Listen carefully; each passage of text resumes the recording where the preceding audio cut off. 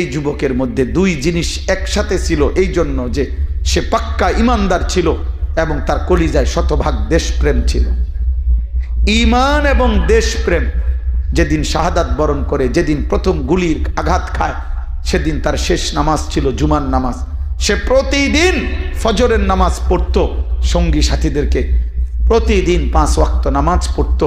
সে হযরত বলতেছেন তার সাথী, একসাথে পড়ুয়া সাথী ভাই বলছেন যে সে হাফেজ কোরআন ছিল, সে আল্লাহর কোরআন পড়তো, সে মাদ্রাসার ছাত্র ছিল, পাক্কা মোমেন ছিল এবং ফজরের নামাজ সহ 5 ওয়াক্ত নামাজ পড়তো।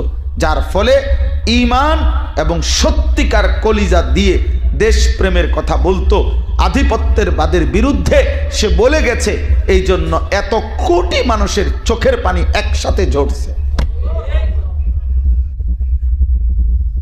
এটা অবাক করা বিষয়।